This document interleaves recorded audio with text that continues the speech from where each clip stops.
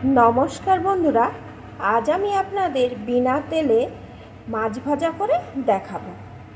দেখুন বন্ধুরা, তার জন্য এখানে আমি 2 পিস রুই মাছ নিয়ে নিয়েছি।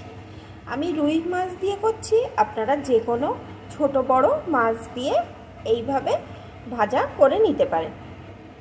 এখন আসুন বন্ধুরা, আমি এই বিনা তেলে মাছ ভাজা কিভাবে করি দেখতে হলে প্লিজ একটা লাইক দিয়ে ভিডিওটি ফুল ওয়াচ করুন। প্রথমে আমি এই 2 পিস মাছের ভিতরে দিয়ে দেবো একটু পাতিলেবুর রস।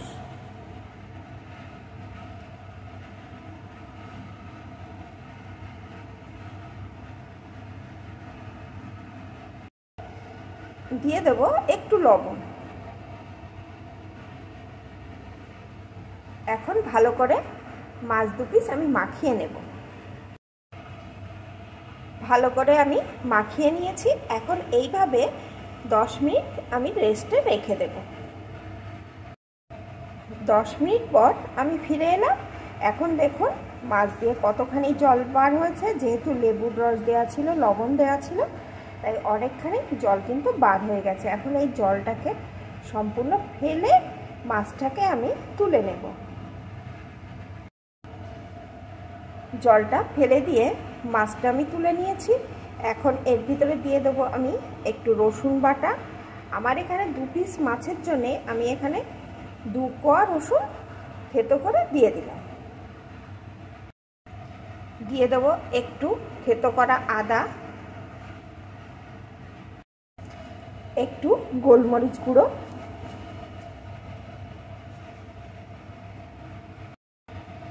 একটু লঙ্কা গুঁড়ো,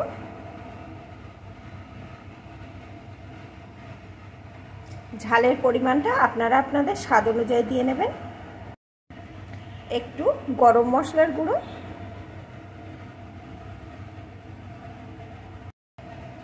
একটু হলুদ গুঁড়ো,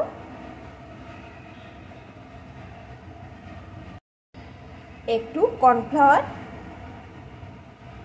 আপনাদের কাছে কর্নফ্লাওয়ার না থাকলে এখানে চালের গুঁড়োটাও দিতে পারেন, তবে যে কোনো একটা উপকরণ একটু দেবেন, তাহলে মাছ ভাজাটা কিন্তু খেতে ভালো লাগবে। আর একটু লবণ, যেহেতু জলটা বেরিয়ে গেছে, জলের সাথে কিন্তু লবণটাও বার হয়ে গেছে, তাই আর একটু লবণ দিয়ে দিলাম।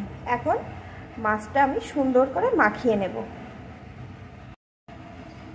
অফ ক্যামেরায় আমি হাতের সাহায্যে সুন্দর করে মাছটা মাখিয়ে নিয়েছি। আপনাদের যদি হাতের সময় বেশি থাকে তাহলে এইভাবে আরও 10 মিনিট রেখে দেবেন, তাহলে মশলাগুলো কিন্তু মাছের ভিতরে সুন্দরভাবে ঢুকে যাবে। আমার যেহেতু হাতে সময় কম, তাই আমি এখনই মাছগুলো ভেজে নেব। এখানে একটা কড়াই বসিয়ে আমি 1 ফোঁটা মতন তেল দিয়ে দিয়েছি। এখন এই তেলটা চারিদিকে কড়ার ভিতরে ঘুরিয়ে দেবেন। আমি এই কড়াই ভাজছি, আপনারা চাইলে ননস্টিকের প্যানেও ভেজে নিতে পারেন, কোনো রকম অসুবিধা নেই। ননস্টিকের প্যানে ভাজলে আরও ভালো হবে, একটুও লাগবে না। চারিদিকে তেলটাকে এইভাবে একটু ঘুরিয়ে দিলাম। দেখুন কড়ার ভিতরে কিন্তু আমার বাড়তি কোনো তেল নেই, তবে কড়াটা কিন্তু ভালো রকম গরম করে নিতে হবে, না হলে কিন্তু হবে না। এখন গ্যাসের জোরটাকে লোতে দিয়ে মাছের পিস দুটো দিয়ে দেব।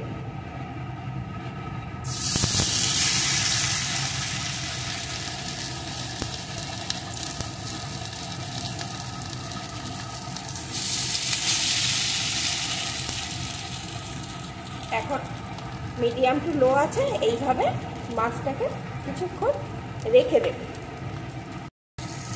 মিডিয়াম টু লো আছে, আমি 2 মিনিট মতন এইভাবে রেখে দিয়েছিলাম। এখন মাছের পিসগুলো আমি উল্টে দেব।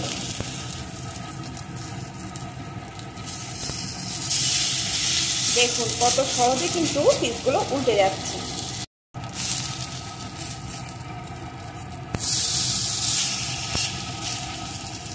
এখন আমি আঁচটাকে একদম কমিয়ে দিয়ে এই কড়াটার উপরে একটা ঢাকা চাপা দিয়ে দেবো। তারপরে মাছের ভিতরটা ভালো রকম সিদ্ধ হয়ে যাবে। যেহেতু বেশি তেলে আমি মাছটা ভাজছি না, একদমই তেল ছাড়া, তাই সিদ্ধ হওয়ার জন্য এরকম একটা ঢাকা চাপা দিয়ে দিতে হবে। আর এখন কিন্তু গ্যাসের জোরটাকে একদম লোতে দিয়ে দিতে হবে, না হলে মাছটা পুড়ে যাবে। অল্প আছে, আমি 3-4 মিনিট মতন রেখে দিয়েছিলাম। এখন ঢাকনাটা খুলে নেব।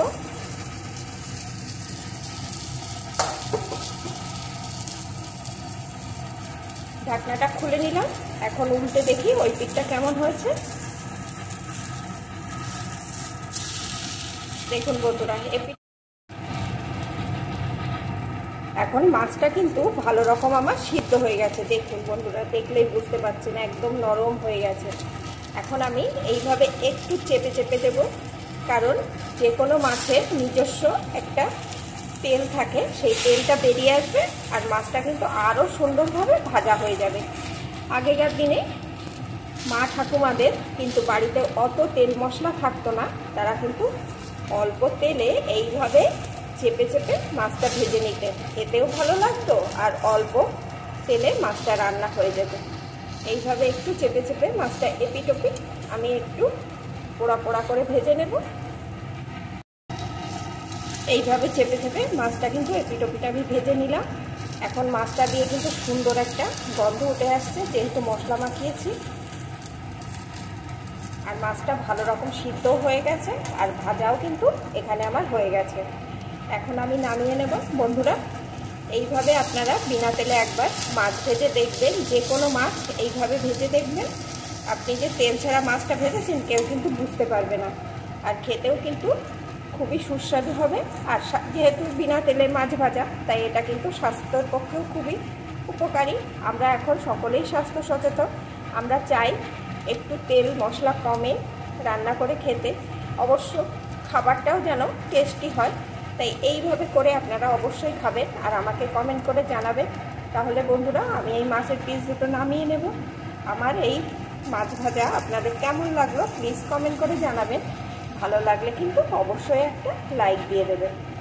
এখন এই মাছ দু পিস আমি নামিয়ে নেব।